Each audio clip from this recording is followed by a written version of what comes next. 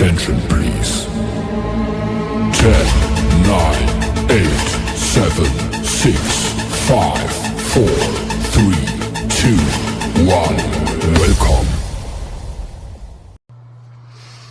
Ahoy, friends. It's me, Dave Landau. After a long night on stage, I like to kick back with a captain's hat and a fine cigar and watch the Dennis and Andy show. These guys are huge nerds, but they're the kind that you actually want to hang out with. Enjoy them. I do. Hey, come on. Let's go, Captain Lilineth. Try again. Hey, everybody, is there a window open? I feel a draft. Wanted a kiss, I'd call your mother. That was a good one. Hey, prehistoric.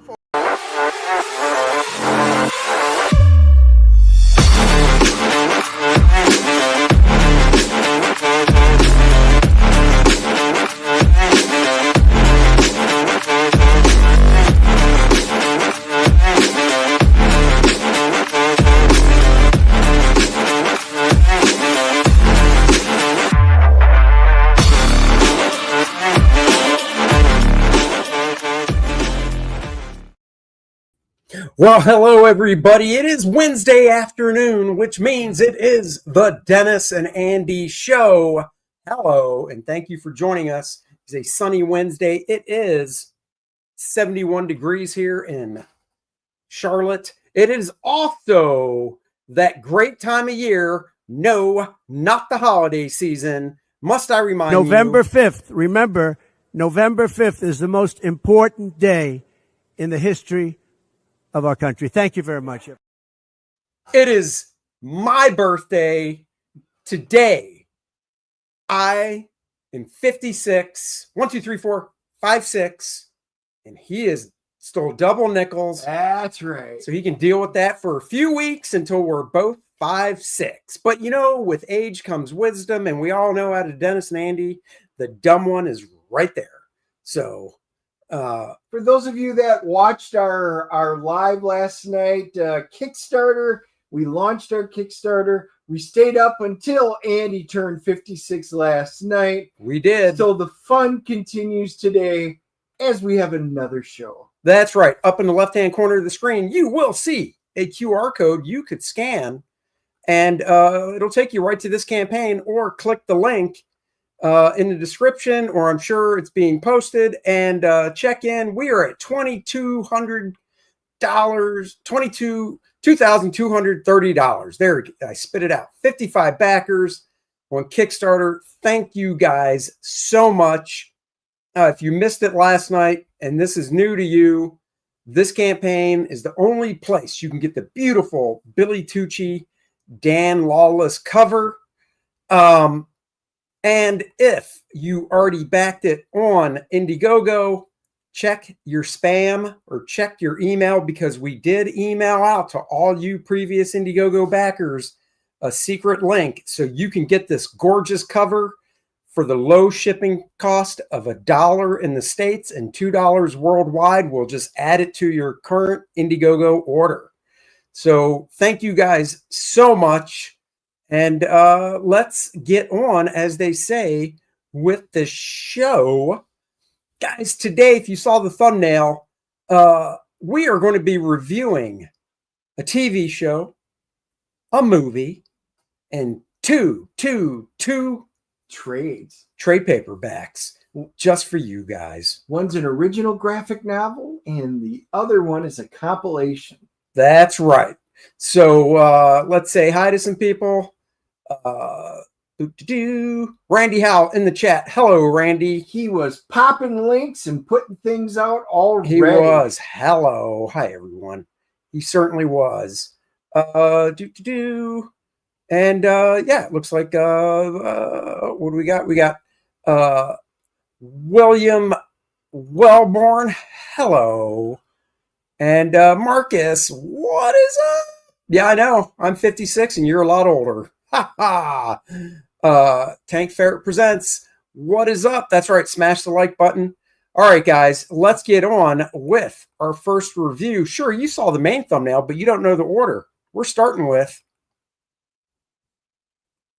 Chad Powers. It's a show that is on Hulu. It is only, what was it, 6 episodes? No, 7. No, 6 episodes. 6 episodes. And Dennis, what is Chad Powers about?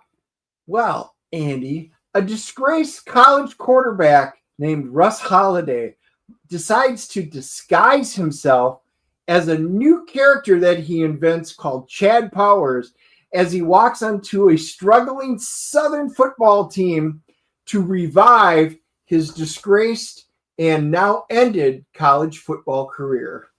So we're not going to do spoilers, as far as I know. Nah.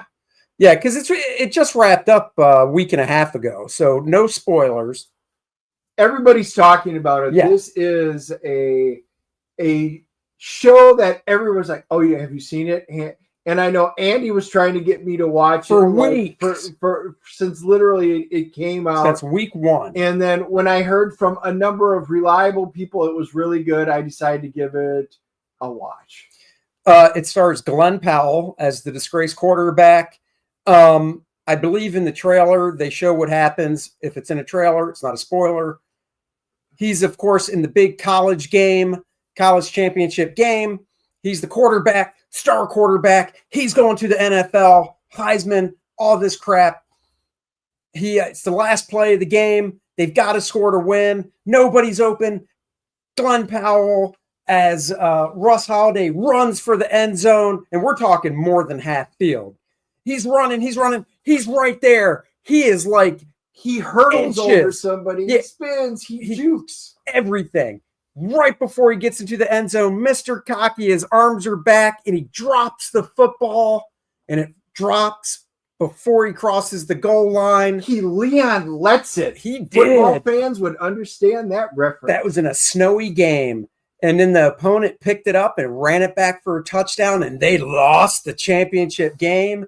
His NFL career was ruined. And then it flash forwards 8 years later.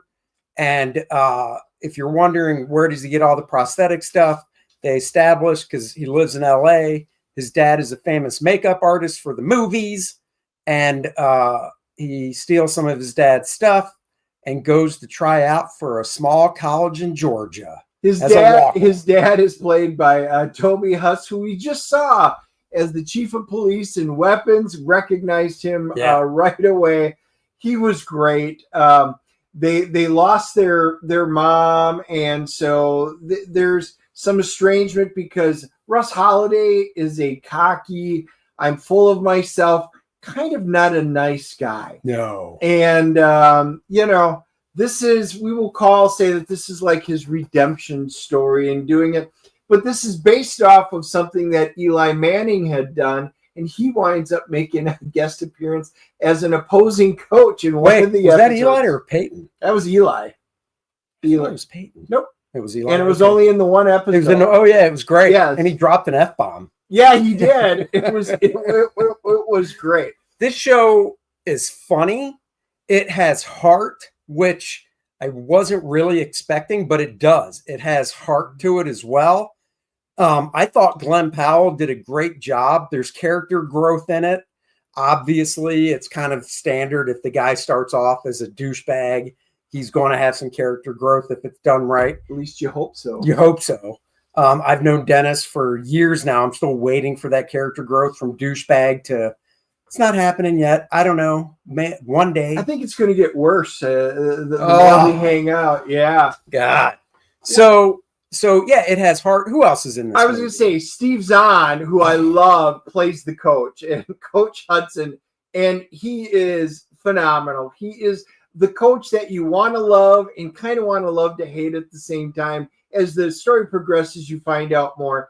He's got a really awesome, very tall daughter named Ricky, who, let's just say things happen to her and she winds up coaching for him, but he doesn't treat her like a daughter. He treats her more like a daughter instead of a coach. So there's some friction that goes on there in the football team. There's not a lot of respect from the football team to her, but she's very smart about the game. She's a great character and winds up kind of becoming an interest with Russ Holiday. It's a great dynamic between Coach Hudson and the daughter, Coach Hudson, and Chad Powers. It's a great dynamic between it. The other football players on the team. There's the backup quarterback. He's great. No spoilers with him, but he is fantastic. Kind of like Rudy. So this show is kind of like if you take a little bit of Rudy with a little bit of Waterboy and some of the replacements and put them together, as the coach would say from replacements, got to have heart. And this show does have heart all the way through. It's fun. It was so good. I heard about everybody binging it. So my wife and I started watching it, and we were like, well, let's just see how it goes. Yeah, we binge watched the entire thing. Yeah, they're only 35, 40 minutes. So if you've got a Saturday or Sunday and you just want to lounge around, turn it on from episode 1, you can clear through all 6 episodes.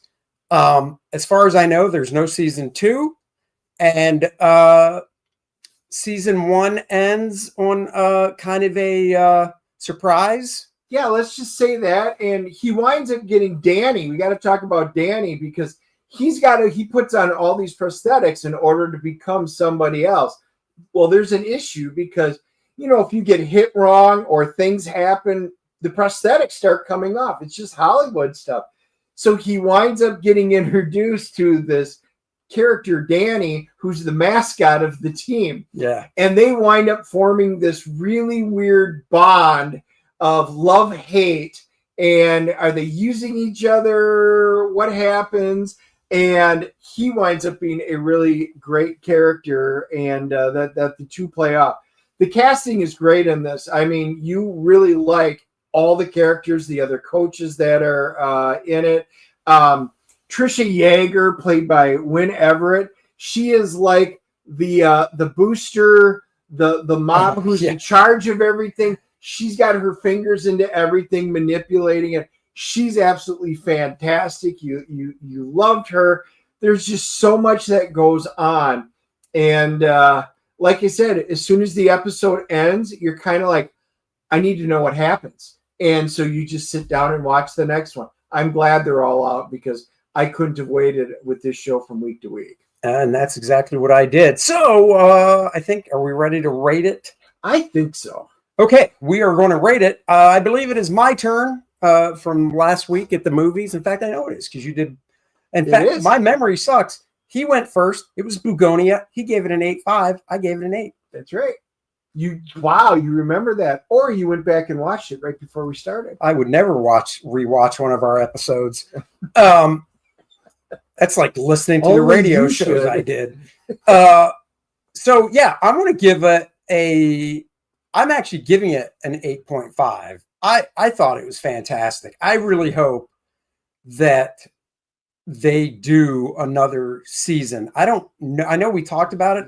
Was it set? I don't think it's set in stone. It's just not announced. Right? Nothing's been announced one way or another. So yeah, nothing's been announced. So I'm really hoping they do a second season of Chad Powers. Let me grab this real quick. $10.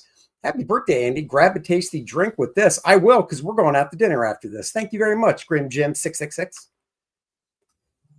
Thank you.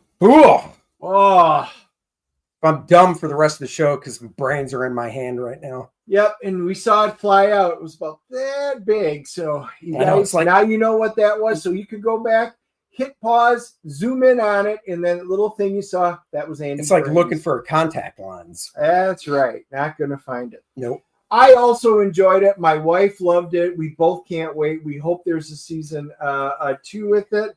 I am giving it an 8.0, and I really enjoyed it. There was one aspect that I wasn't very fond of, but I'm not going to talk about it because it would be a huge spoiler. And I know what it is, and I agree with them. But I'm still giving it 8.5. And with that being said, I really liked almost every aspect of it. There's a lot of football references or stuff, the blind side and stuff in there. So if you're a fan of football, you are absolutely going to love it and stuff like that. So 8.0. So you guys know where we stand. IMDb is giving it a 7.6. That is pretty high for IMDb. Yes, it is. On Rotten Tomatoes, the critics, 58%. Boo. Boo. Critics, Boo. you suck. Snap it up, critics. That's yeah, boo. that's uncool. Critics don't know how to have fun because listen to the audience. That's right. The audience, 82%. Holy crap. That is a big difference between the critics and the audience. If you average Andy's 8.5 and my 8.0, that is an 8.25 right there. We are once again in the audience. So guys, go watch this. I don't think you'll be disappointed. Now, if you absolutely hate football, you're probably not going to watch this. But you don't have to like football, though. You don't, but some people might get turned off from that just because it's football. But with that being said, it's a great story with heart, great acting, fun all the way around. I highly recommend it. Put it this way. Dennis and his wife hate soccer. They hate it. When I told him to watch Ted Lasso, he's like, what's it about? As soon as I said soccer, he was like, oh. Yeah. Now they love Ted Lasso. Did love Ted Lasso. So there you go. So anything can happen. All I'm saying is it's great. Give it a shot. We highly recommend it. That's right. Let me get to a couple comments here that I wanted to read. Grimjack, hey, just like to say thanks for my core draft calendar. Landed here in the UK the other day. Oh, I'm sweet. all set. That is awesome. So glad to hear it. Thank you so much. Another Kickstarter backer. We've gotten 2 since the show started. $2,300, 57 backers. Thank you. And Randy, don't sneeze on the comic. Happy birthday. Thanks for the $5. Oh, don't worry. I gave it to Dennis in mint condition. It came back at like a 6. So he's awful. He doesn't care about his books. That's why Aaron will never lend him a comic. So anyhow, let's move on. Now, what are we going to do next, Andy? We're going to review a movie. What movie? This one. A House of Dynamite on Netflix. Came out, I believe, this Friday. It'll be 2 weeks ago. I think it did. I think it dropped 2 weeks ago this Friday. I watched it the weekend it came out. It stars Idris Elba, but more importantly, Dennis. What is House of Dynamite about? Well, Andy, this one is totally different because when suddenly a single unattributed missile, ICBM, Intercontinental Ballistic Missile, is launched at the United States from somewhere over there, a race begins to determine who is responsible and how does the United States respond to this unprovoked attack. I knew Dennis would like this movie before I even watched it because Rebecca Ferguson is in it. And when you say Rebecca Ferguson, he gets all tingly in the toes. If he was standing right now, he would drop to his knees because his toes wouldn't support it. Is the other Fergulicious. The moment he said that, I'm like, yep, I'm in. Love her. Love her in everything she does. And then Idris Elba, and I'm like, oh, yeah, I'm hooked. I mean, you don't really have to tell me anymore. I'm down. I will give anything a shot with those two. That's right. Idris Elba, Rebecca Ferguson. Basically, we've seen setups to movies like this before. We were introduced with her character. I can't even remember what her character's title is in the government, but she obviously works for the government. And she goes into work on a normal day. And then next thing you know, they get these alerts from a base in Alaska that a nuke was set off and it's headed our way. And the thing... Well, it wasn't a nuke to start with. It was just an ICBM. Oh, right. They assumed it was a test one like, North Korea tends to do, China does it. So, there was not a lot of worry until it hits a certain azimuth and they realize, oh, crap. Right. It's continuing. It's going to hit somewhere in the United States, and it's a nuke. Exactly. So the way they tell the story is from it was 3, right? 3 different points of view, I believe. Yeah. So, yes. So they deal with like a good chunk of, once again, no spoilers, with the Rebecca Ferguson side of things, we'll say.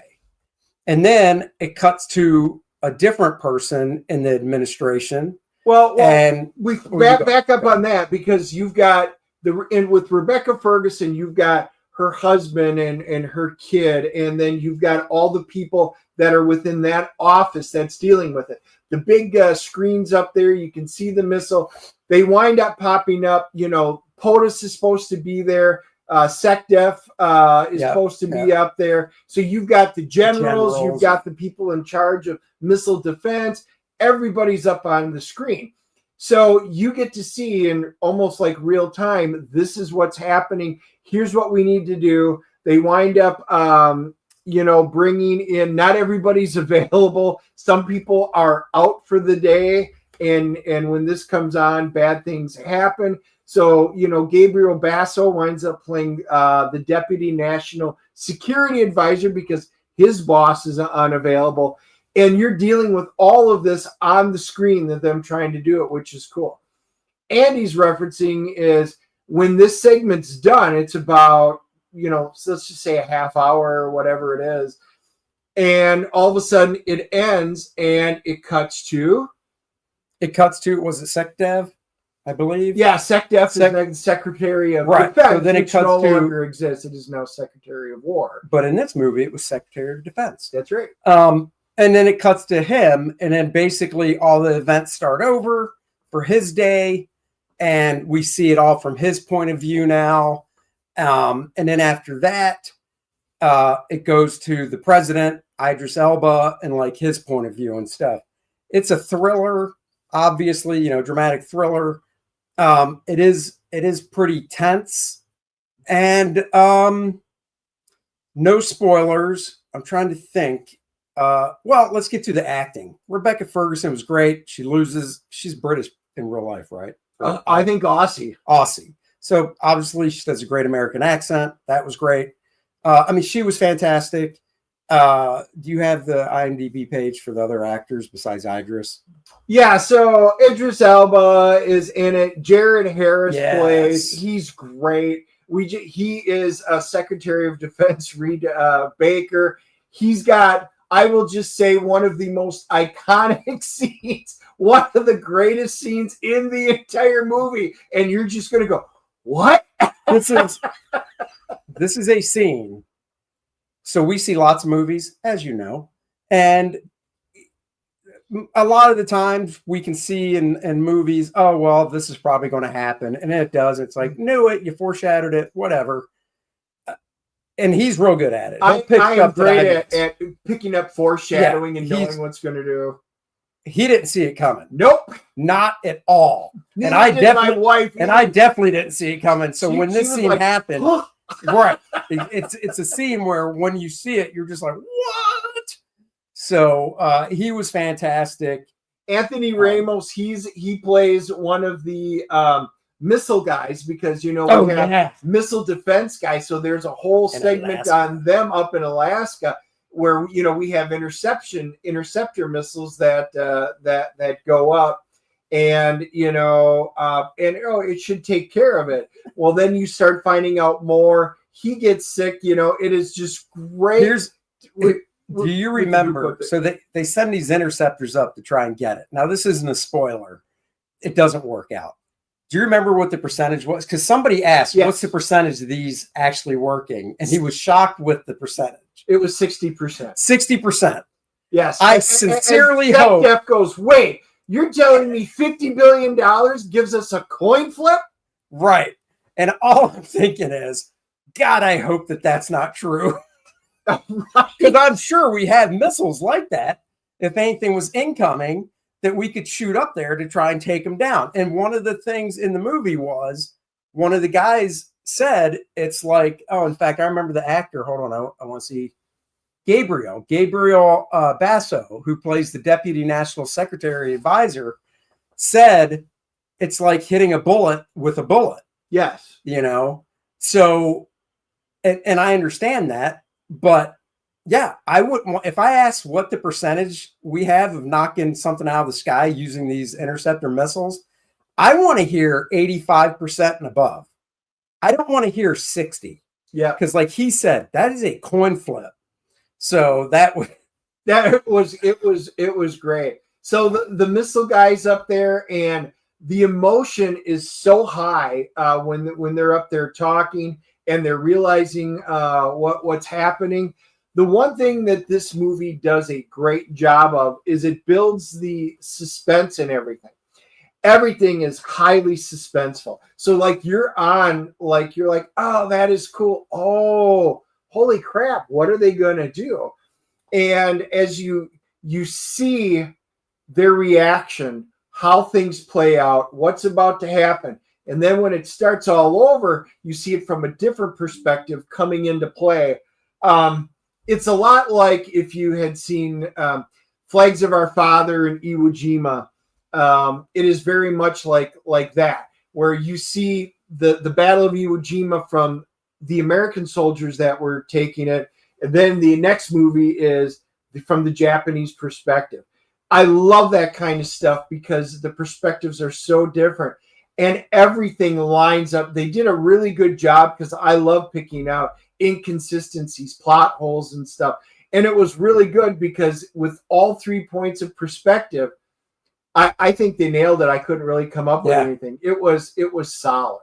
Yeah, one of the things when they showed in the very first scene with Rebecca Ferguson, the multiple view screens with the sec dev, the generals and all that, the screen with the POTUS was black. And you're thinking to yourself, well, that's odd. Why wouldn't he be on video? And they do explain it later in the movie. And when they do, you're like, oh, crap, that is awesome. That makes, so good. So it has 24 vibes mixed with China Syndrome. Another great movie, old one that you must watch. But yes, a lot of intensity. So is it review time? I think so. All right. Well, it's your turn. Don't even have to think hard about that because I went first and it was just a few minutes ago. We were kind of enamored with this, my wife and I. We were like, oh, this is really great.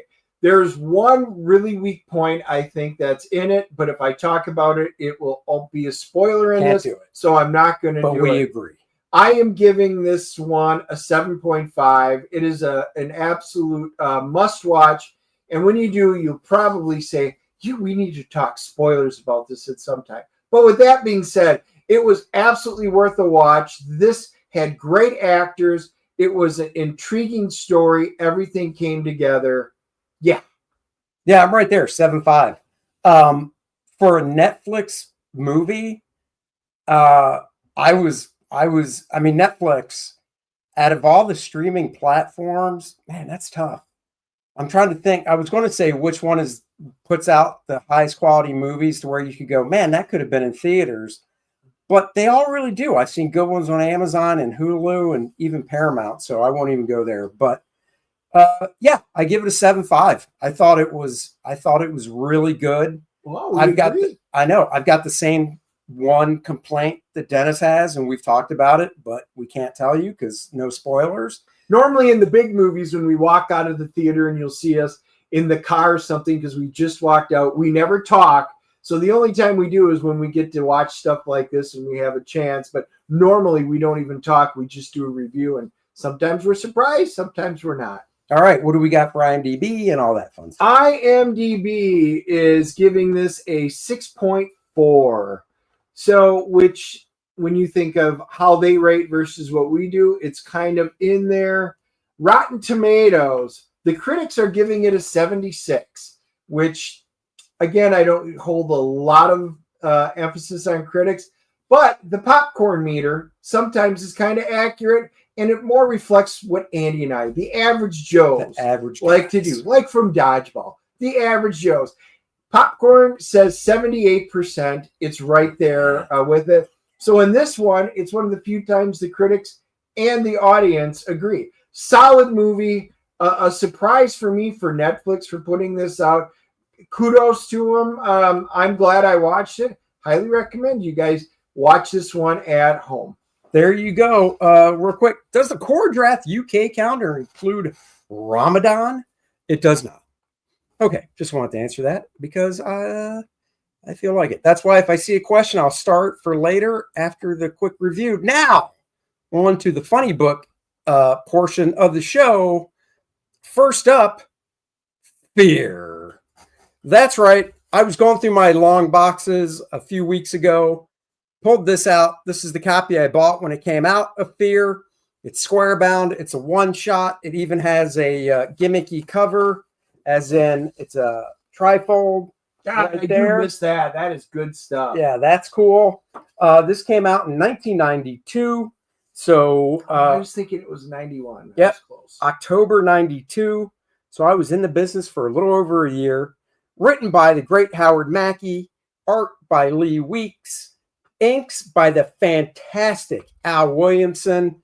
God, what a great artist. And him and Lee Weeks. Colors by Gregory Wright, one of the best colorists out there. Colors, Graham Nolan stuff. And then lettering by Michael Heisler. It's printed on a nice matte paper. It is full color, not computer color.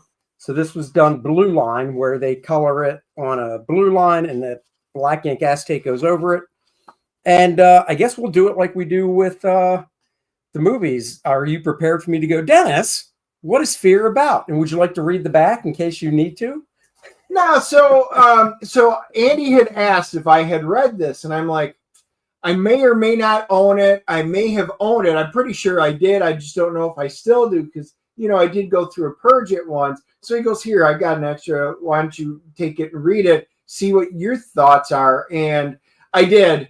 And I'm glad I did. And I know I had read it. But Ebenezer Lawton, he's the villain in this one.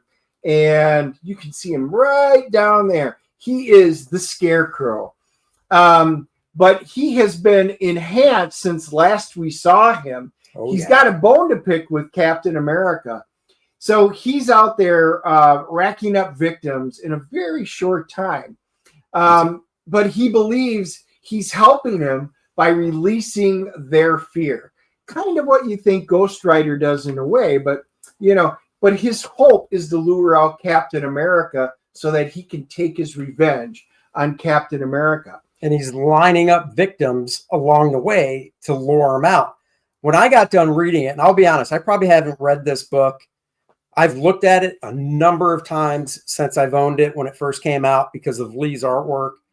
I probably have not read it in a good 20 years. And I haven't read it since it came out. So I commented, I left the post on Facebook, and Howard, Mackey commented, and so did Gregory and stuff, because I tagged him. I think this would make a fantastic standalone movie. I think it would be, if done right, The Winter Soldier was a dramatic thriller. This done right, basically, you could take shots that Lee did as master shots and stuff to use as inspiration. This could be a horror thriller starring Captain America, and then obviously Ghost Rider, and the Scarecrow is just basically the serial killer in this thing, and tracking him down, and just the way the story unfolds. The comic, it's hard for me to go, ooh, the book was terrifying. I've read novels that are terrifying, but with comics, it's hard for me to say that with the visuals. But in the hands of the right director, I think this could be a level of a Silence of the Lambs or a 7 with Captain America and Ghost Rider. So Andy asks, he goes, read this book. Let me know if you think, and this was my homework, would you think this would make a good movie? And I'd be like, I'd be curious. Like I said, I don't remember it well enough. But going in there, the Scarecrow's there to spill the innocent blood to draw out Captain America. But in doing that, he winds up drawing out the Ghost Rider. Yeah. And so think of a cool Marvel team up. Ghost Rider and Captain America on the big screen in a pretty cool, we'll call it, this is more like a horror thriller. Mm-hmm. It's not, you wouldn't think of it as a horror, but there just is enough of it where it kind of crosses into that genre. Because you could set the scenes up with the Scarecrow as he's going and pursuing somebody to kill, basically. he's got all these ravens that are always flying around. Those would be the horrific scenes. And there's scenes in this book where they discover just a lot of bodies. Yep, he's got a pitchfork that he uses, and you're like, well, it's a pitchfork, it's Captain America. Well, he's enhanced, and he actually puts out a we'll call it like a pheromone that winds up making everybody fear him now, and he's unaware that he can do it. It's just natural. It's the same pheromone Dennis put out when he was trying to pick up chicks. They were always scared of him. It's because of his stench. Yeah, his pheromone. It's not a stench. It's just a pheromone. Right. And that meant the one lucky lady who could get through that pheromone would be my mate for life, and it happened. And she has no olfactory senses. Actually, she's just the opposite. She is Wolverine. She can smell things that happen from miles away well before the average mortal. I know. He rips one here. I get a text going, Dennis just blew one out his ass, didn't he? And I'm like, he sure did, Susie. He sure did. Anyhow. Well, the Scarecrow winds up kidnapping the daughter of the police captain, who also happens to be the girlfriend of, well, we'll call it Ghost Rider. It's Danny Ketch, but Ghost Rider's alter ego. And because of it, now there's this, Cap and Ghost Rider have to team up to try and stop him. But the cops are still trying to get Ghost Rider because they think he's a bad guy. Because, I mean, look at him. If Andy takes off that hat and we put a little lighter fluid and light him on there, that's what it would look like.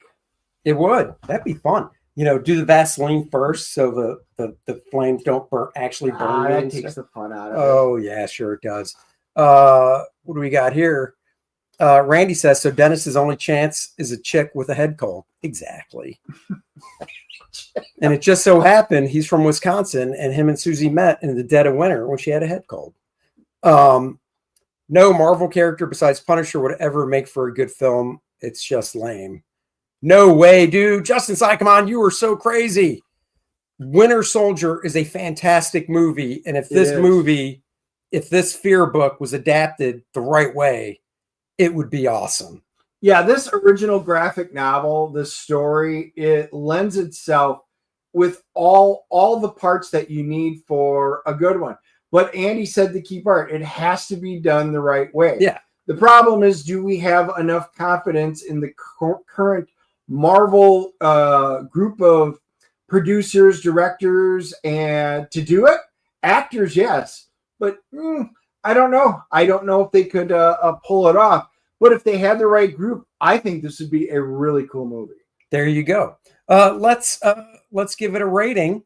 I guess I'll go first. And man, it's tough because it's a comic. So I'll do it as a whole because I love Lee Weeks' art. So right out of the gate, if I was just doing the artwork, I'd give it a freaking 10. I love Lee's art. But as the book as a whole, I'm still giving it a 9.0. I was just, like I said, I've looked at it so many times throughout the years whenever I'm going through my stuff. And it's actually graduated up to spin rack, so I can grab it a lot easier these days. And I thought the story was just fantastic. I forgot how good it was. So I'm giving it a 9.0. Great story. The dialogue was great. The pacing I thought was fantastic. Lee's art, the coloring Gregory did was just, married so well with it. So yeah, I'm kind of there with you. I thought the art was great. I thought the storytelling was very solid.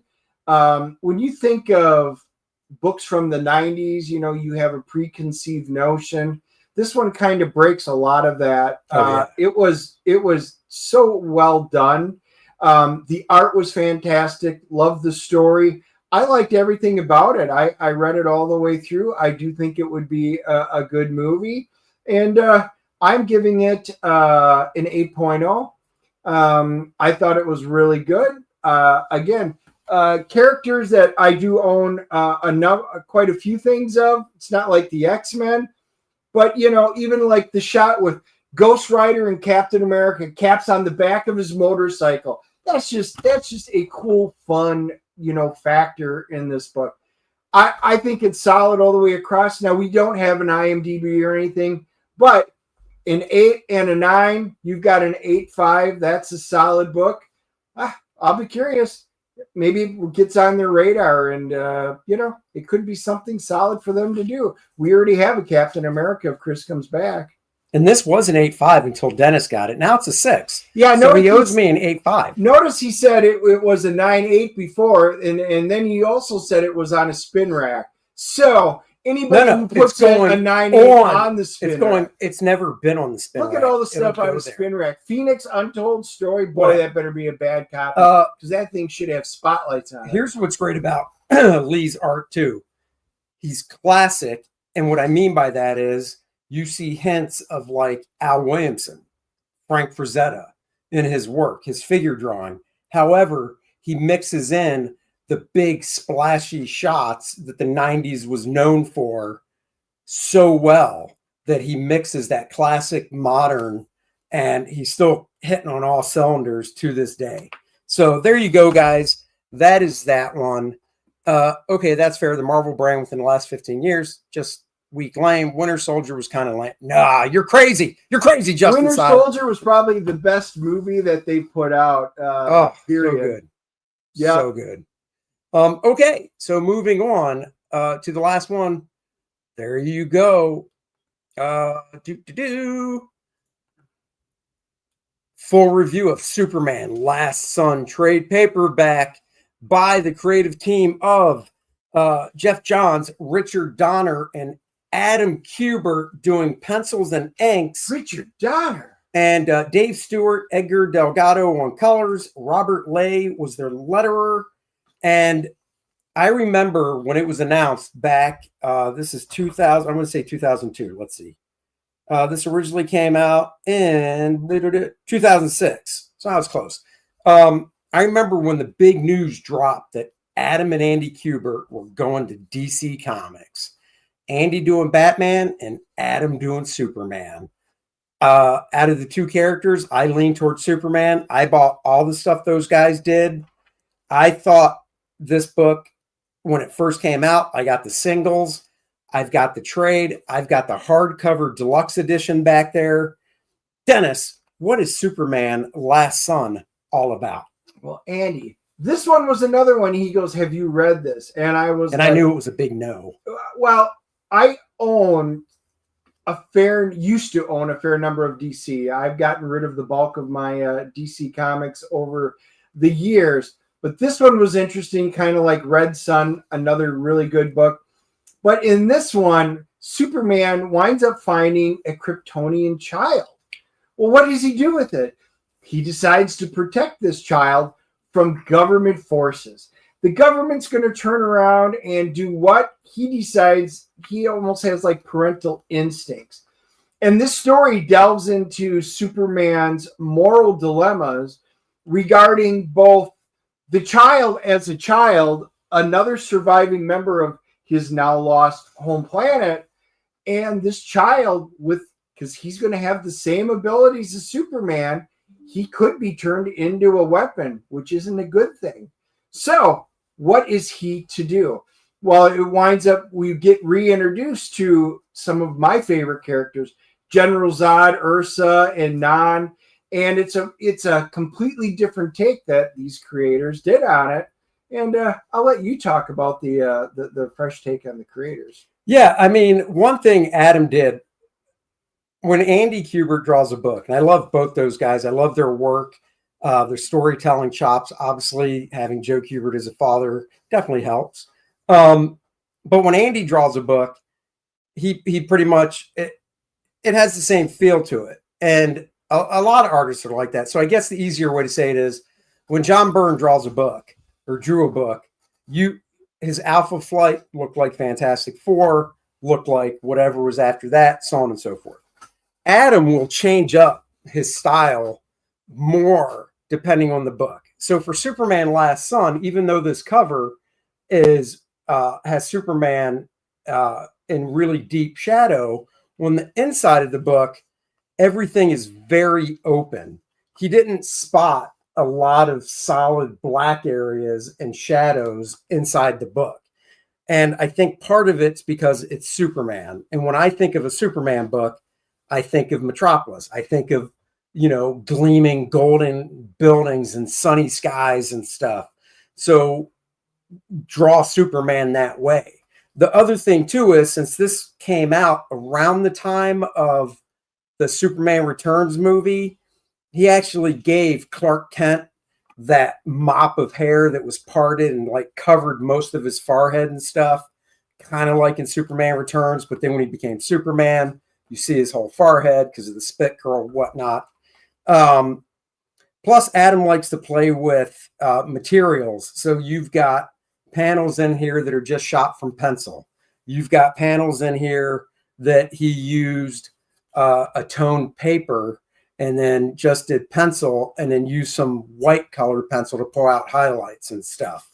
And then once again, the storytelling Adam does is always good. He nails the right beats of when you want to have that big expansive shot.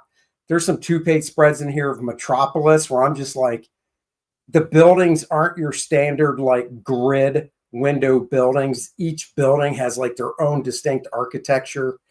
And I just thought art-wise, I was blown away. And then story-wise, like Dennis was saying, the story does have a heart to it because he wants to save this kid from basically this military that wants to try and use him. And then, and this book is 20-some years old, some spoilers, you find out where the kid actually came from, which was, if I remember right, the Phantom Zone with Zod and Ursula and Nan and other people. Like, not only do those three escape the Phantom Zone, almost all the prisoners escape the Phantom Zone. So you get cameos of other DC heroes in here towards the end fighting all these guys and stuff. I thought it was a great 6-issue series. And unfortunately, after this, Adam, besides a couple variant covers, Adam went right back to Marvel and we never got to see more DC stuff, which I think is a shame. Because he did do a Batman variant for one of Andy's Batmans, and his Batman was just cool. So, I really enjoyed it. I thought it was a really good story all the way across. You get introduced, who the villains are, and I thought it wasn't just. I thought the storytelling was great because I love reading the stories. The art is fantastic. The only complaint that I had, and it was on the art side, it was the design of Zod and Ursa, and I was not a big fan of the way he redesigned them. Some people love it, some people don't, but that's art. And I was like, because I told Andy, I was like, that's my biggest criticism. And if that's my biggest criticism, that's a solid book. Yeah, and I can kind of see your point behind that. I mean, I guess I wasn't expecting him to go, all right, let me draw him in the same outfits from the Superman movie, because Richard Donner was a part of this story. It is Superman Last Son. This is the trade paperback. You can get it. If you don't care about the deluxe edition, you can get the first edition trade pretty cheap, probably on Amazon or eBay or something. But they did do a hardcover. They did a hardcover, which I got a little bit bigger. And then I think they just did like a 20th anniversary edition, which also collects the next story by Jeff Johns, which is Eric Powell on art, known for The Goon, and one bigger hardcover. Yeah, so getting back to the designs, I can see why. I mean, they're wearing, like I said, I'll just show the spread real quick where they show up, because it's not like it's a big spoiler or anything. And like I said, some people are going to love it. It was the one thing, it just kind of, it took me out. And it might be because, how Zod was always like portrayed, how he was shown, seeing him in the movies, things like that. Yeah.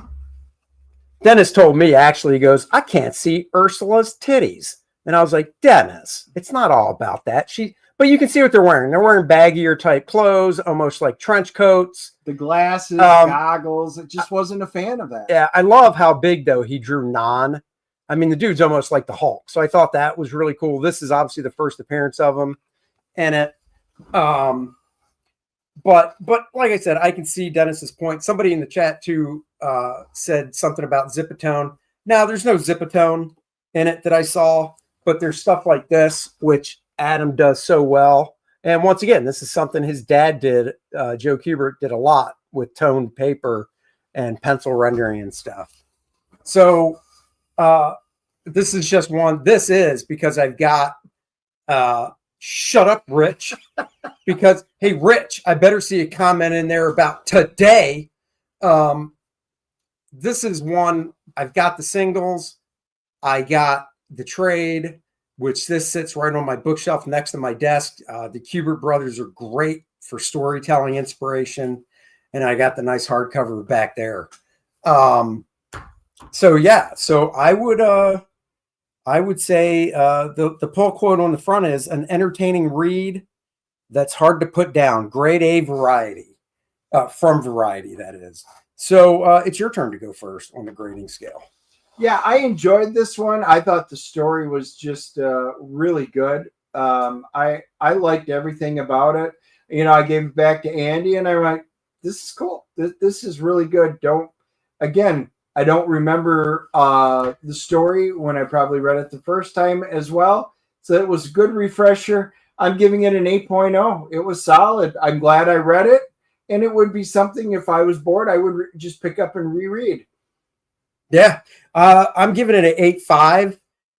One of the things Adam did, which I thought was super freaking cool, and I'm sure, I don't know. I don't want to say I'm sure because I never saw the script, but knowing Adam and watching his career, I wouldn't be surprised if he made these decisions. So like the book opens up with a shot of the fortress and then some quick cuts, close-ups, and then boom, you go to a big 2-page spread with Superman talking to his dad.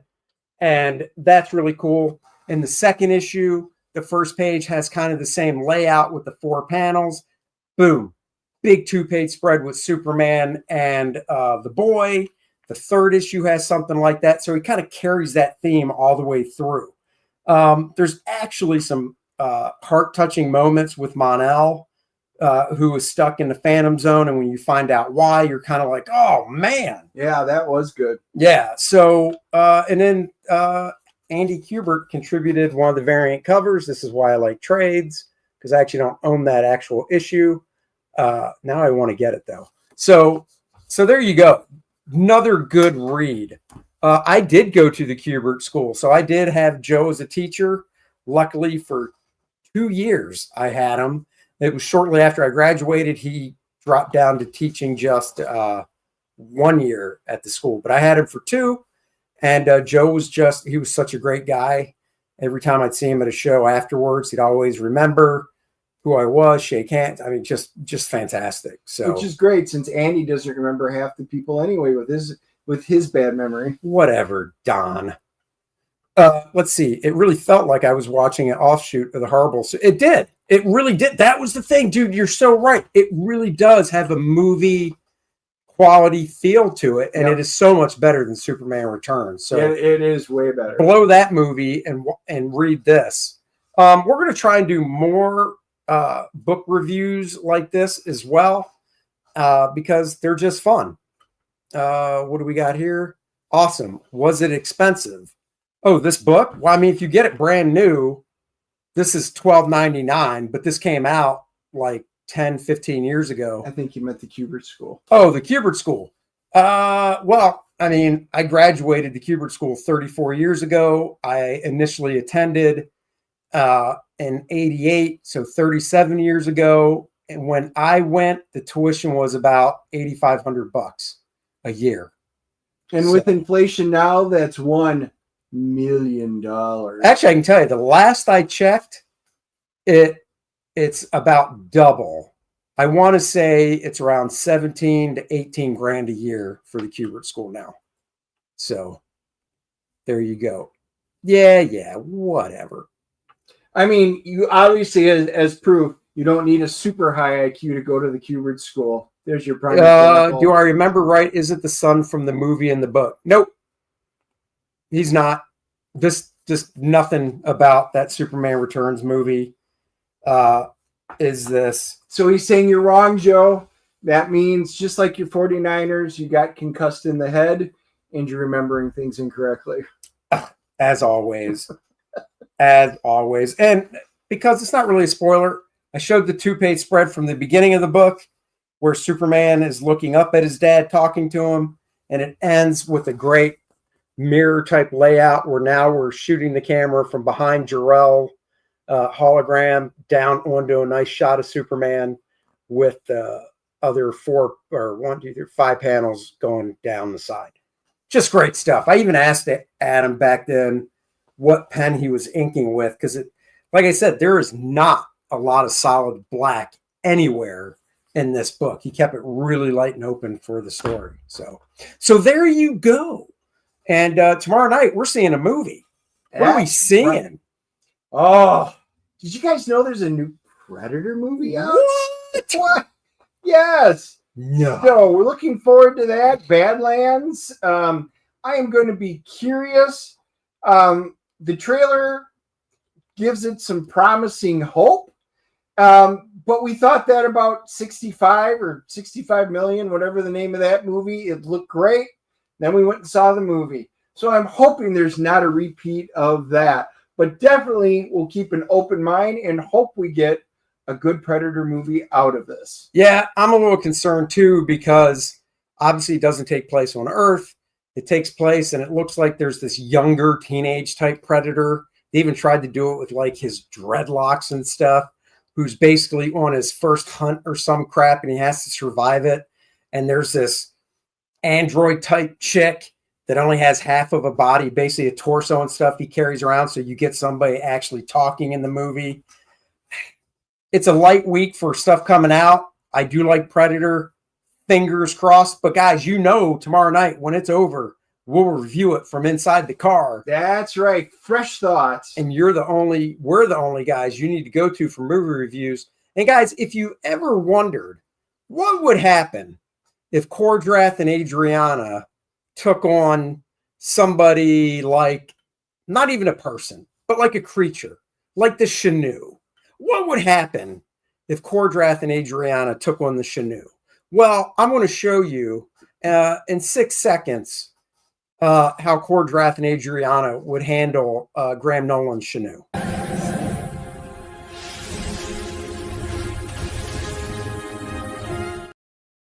Kordrath didn't even break a sweat. That's because Adriana did all the work. Adriana didn't even break a sweat. She was like, I got that. If there was dialogue here, I'm playing it again. This is the dialogue.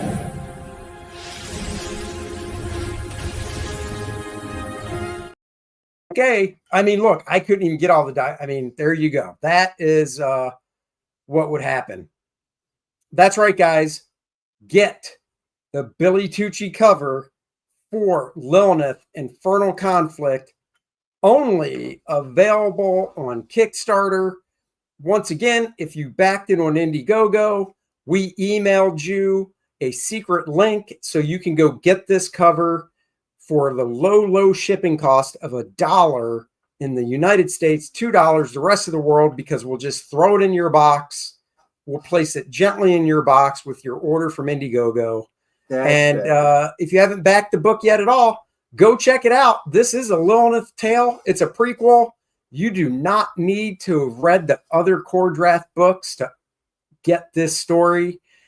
It is a standalone featuring Lilineth and how she became the badass succubus bitch that she is. She's hot. She's sexy. She's a femme fatale. So guys, go check that out. The link is in the description below. And I am modeling, Dennis and I each got a, I guess you could say, prototype of the Lilineth t-shirt that you can get on this campaign. Mine, of course, has sleeves because I'm not a freaking heathen.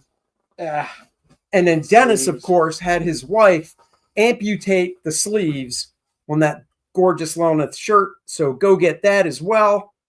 Happy birthday, Andy. Why, thank you so much, Joe. I appreciate that. No, he doesn't read the other stuff because it's way too difficult to pronounce. I didn't see a happy birthday from birthday. I didn't see a happy birthday from Rich. Yeah, you did. To you. He wished me an early happy birthday. That's why we love Rich. Whatever. Guys, we will be back next week. We have a guest on the show next week, which we'll announce later. It is, I think, we're going to be launching somebody's campaign. He asked if he could launch it on our channel. And I'm like, okay. Stay tuned. So stay tuned for that. And stay tuned for Predator Badlands movie review coming at you tomorrow night. That's right. Until then, bye-bye. Go watch Graybeards. Yeah, Graybeards coming up. And back Lilineth. Purple characters is the theme. Oh, if it was blue, you could just draw any guy walking out of a strip club, if you know what I mean. Blue ball.